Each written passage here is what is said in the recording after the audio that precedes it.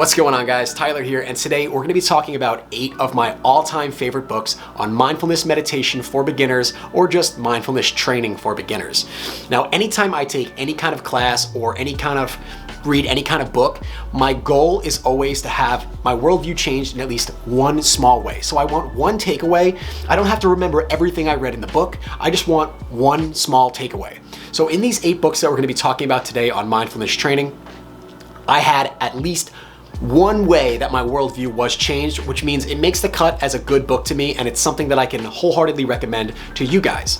I will link to these books below if you want to purchase them for yourself, so that if you want to make sure you're getting the right book, those links will be below. However, I will also discuss for each of these books exactly who I think the book is right for. So depending on, what your experience level is with meditation and what your goals are, I will let you know who I think the book is perfect for, each book. Quick backstory on me for anyone who doesn't already know. I used to suffer from really bad panic attacks and anxiety that started when I was about 15 or 16 years old. I tried just about everything to help me deal with them and cope with them, but it still took me a few years to really get them under control. One tactic that I heard time and time again was mindfulness meditation. Now, unfortunately, at the time, I dismissed mindfulness meditation because I heard the word meditation and I thought, this is some woo-woo, hippie, non-scientific garbage that isn't gonna help me. Boy, was I wrong, and now years later, I'm actually doing my due diligence and I've gone back and read a ton of books on mindfulness meditation and mindfulness training, so I'm really excited to share my favorite of those books with you guys today. With that said, let's dive right in. The first book I wanna talk about is 10% Happier by Dan Harris. I have that book somewhere in that little stack right there, as do I have most of the books scattered around here, but I'm not gonna pull them off the bookshelf right now, I'm too lazy. But 10% Happier by Dan Harris is a great read for any skeptics of meditation or mindfulness in general. Now, this is the very first book I read on meditation, and I recommend it to anybody who's just feeling skeptical. It's not the most practical book in sense of teaching you how to meditate necessarily, but I think it's a really great book for skeptics because Dan Harris himself was an anchorman who on live TV in front of millions of people had this basically a panic attack and just had this whole mental breakdown following it of having some really major issues with anxiety. And he spoke to all kinds of religious and spiritual leaders to try and find answers through them, interviewing them and learning about some of the keys to happiness and relieving anxiety. And spoiler alert, what he lands on is basically mindfulness meditations, which is, this book sort of reads as an autobiography that leads up to him realizing those things and realizing the scientific basis behind meditation in general. So I think that this is a really great book for skeptics. If you already fully believe in the power of meditation and you want to get into it, you could probably skip this book. But if you're kind of like I was and you never really gave meditation a chance and you want to hear from somebody who's very scientific, cut and dry, logical, not trying to push a spiritual agenda on you, this is a great book to start with. Now that we've talked about 10% Happier, I think the second book I should recommend is Meditation for Fidgety Skeptics by Dan Harris again. So this is a sequel, so to speak, where he pairs up with meditation guru Jeff Warren to actually bring some of the practical side of things to you. So now he's actually teaching how to meditate. And beyond that, this is a really great book for anybody who says, so maybe you just read 10% Happier and you go, okay, I believe that meditation can be helpful, but I'm so busy, I just don't have the time. This is a great book for anyone who falls into that category because Meditation for Fidgety Skeptics basically says, hey, we don't want you to devote an hour a day to meditation necessarily. Let's just start with 1 minute. Can you find 1 minute in your day to meditate? And obviously the answer is, of course you can. So this book tries to show you how even just 1 minute of meditation a day can bring tangible benefits and build a good long-term habit of meditation. If you're looking for just getting your feet wet into meditation, learning some basic meditation techniques without feeling overwhelmed or feeling like it's this big time commitment, this is the book for you. My next suggestion is actually kind of a funny one because it goes back to what I was talking about earlier about being 15 years old and having anxiety but never giving meditation a chance. So this suggestion is called The Meditation Bible by Madonna Gauding.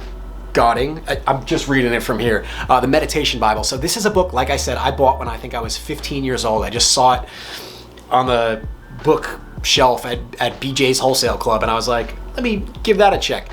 So I wound up buying the book, flipped through it, never really did anything with it. It was kind of interesting. I was having anxiety, but I never gave it a fair chance. Now, coming back to it years later, I actually think it's a really great resource because it's just, every page is a different type of meditation. And it goes pretty thorough with like visualizations, mantras, walking meditations, etc. It's got all these different types of meditations that I really think are pretty well thought out, pretty well planned. And it's not really like a book that you read, so you don't have to like read through the whole thing. You kind of just can flip to any page and say, hey, let me try this meditation today. Let me try a visualization exercise, anything like that. So this book is really good for anybody who just wants an idea for a ton of different quick meditations that they can just open up and start meditating. So if you already know everything about the benefits of meditation and you already have a habit of meditation, but you're just looking to like have a quick reference guide for new meditations you can try, I think that's an awesome book for that. And I wish I gave it a fair chance when I was 15. My next book on this list is Think Like a Monk by Jay Shetty. Now this is a little bit of a black sheep among the other books here because it's not necessarily a book primarily about mindfulness or meditations. It's kind of a book about Jay Shetty's life living as a monk for about 3 years in an ashram in India. And Jay Shetty has a business background, but then was living as a monk. So it's kind of interesting to hear how those lifestyles mesh and what Jay Shetty got out of it. Now, Jay Shetty, if you don't already know, is what I would call an internet marketer. He calls himself a purpose coach. It's just semantics. It doesn't really matter. The point is there's some really great lessons in the book that I actually took value out of. My mom is a big fan of Jay Shetty and she sent me the book for Christmas. I didn't know too much about him prior to that, but I did read the book and I liked the book quite a bit. I found myself pulling lessons out of it that I could apply to my own life, and also was kind of getting some wisdom that I felt the need to even reach out to friends and share some of the information I got out of that, because I would think, oh, this friend or this family member could benefit from this book as well. So I think it's a great book for anyone looking to learn, grow, or find purpose in their lives. Like I said, I'm including it on this list because there is a lot of meditation and mindfulness worked into it. This isn't the best book to read if you're just learning how to if you're just looking to learn how to meditate practically, but it does have a ton of really great life lessons and wisdom that I think most people are going to enjoy and really get something out of. The fifth book on this list is Waking Up by Sam Harris. No relation to Dan Harris, who's also on this list. Sam Harris is actually a renowned neuroscientist and philosopher. He's been on the Joe Rogan podcast a number of times. I watch that podcast quite a bit. And I think that he's one of the most interesting guests that's been on there. Why I recommend this book so highly, and it's probably the number one book, if I could only recommend one book on mindfulness meditation, it would probably be this book, just because I really appreciate for myself that secular approach to meditation or to mindfulness, where Sam Harris really toes that line between science and spirituality without crossing it. And he's just, this is a neuroscientist, so it's a very logical, scientific approach to these things, which I appreciate, because whenever I'm reading something or being taught something, I don't want to feel like I'm being pushed any kind of dogma or any kind of rigid religious system or spiritual guidelines. I just want to know the facts. I want to know the science, and that's what this book, and that's what Sam Harris really delivers, and where this book shines. I actually don't have a physical copy of this book. I should probably get one. I was just reading it on my little Kindle, but great book. I highly recommend it. I will probably go out and buy a physical copy just for myself because I liked it that much. The sixth book on this list is The Four Agreements by Don Miguel Ruiz. This is a book rooted in ancient Toltec wisdom, so it's a little bit different from the other books on this list. However, anytime you search online for the best mindfulness books, this book always pops up. It's so highly recommended that it's hard to overlook. I felt like I had to include it in this list. It's a great book for anyone looking for personal growth, wisdom, or guidance. And also, it's a small book with big ideas. So this is a good place to start if you're just looking for a little bit of personal growth without having to completely immerse yourself in this massive read like some of the other mindfulness books that we've talked about already. Kind of funny because we just talked about the Joe Rogan podcast in the last book recommendation with the Sam Harris book, but I actually just saw pretty recently on Rogan's Instagram story that he actually was reading or recommended this book himself. So, if it's good enough for Joe, it's good enough for me. I recommend the book. It's a light and easy read that you can hopefully pull some good stuff out of. The seventh book on this list is The Miracle of Mindfulness by Thich Nhat Hanh. Now, Thich Nhat Hanh comes up a ton. Anytime you're looking at mindfulness training at all, anywhere, his books are always recommended. He's a Vietnamese Buddhist Zen master who was actually nominated for the Nobel Peace Prize by Martin Luther King Jr. himself. And this book is really good at finding ways to incorporate meditation into your daily life. So maybe you're just peeling some fruit at the table, and like this guy's gonna teach you how to incorporate a meditation into that simple act. So this is really great for beginners because it's kind of like, hey, how can we find small moments throughout the day to meditate and make these moments a little bit more productive, a little bit more grounded in the present? And I think that a lot of people can benefit from these lessons. So who should buy this book? I would say anybody looking for an easy to follow meditation guidelines from a Zen master.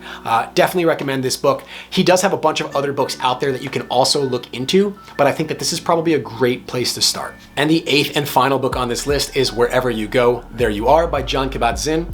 I think that this is a great launching point for anybody just looking to get started or dip their toe into the pool of meditation without necessarily becoming overwhelmed by the wealth of knowledge that's out there. So I think that this book is good for anyone just looking to scratch the surface, learn a little bit about meditation, what it is, how to do it, how it can help you, but not necessarily be overwhelmed. Read this book and then find out if you're hungry for more. It'll scratch that surface. If it's not for you, then you know, okay, this just isn't for me. But if you want more, now this book has let you know you have a potential interest in this topic and you can really dive into it further with other books if you choose to do so. So I think this is a great place to start.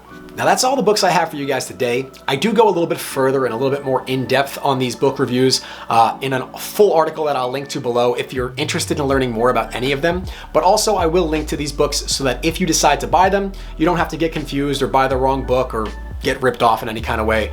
The links will be below. Thank you guys for sticking to the end. If you have any recommendations of your own, don't hesitate to drop a comment and let us know. Maybe I'll read your next recommendation because I always am open to learning more about this subject myself. I think meditation is a great way for any of us to grow and improve, whether you have anxiety or whether you just want to grow as a person and have a little bit more control over your mental state. Thank you guys so much for sticking to the end. Don't forget to like, comment, subscribe, and hit that notification bell if this was helpful to you. And I will catch you guys next time.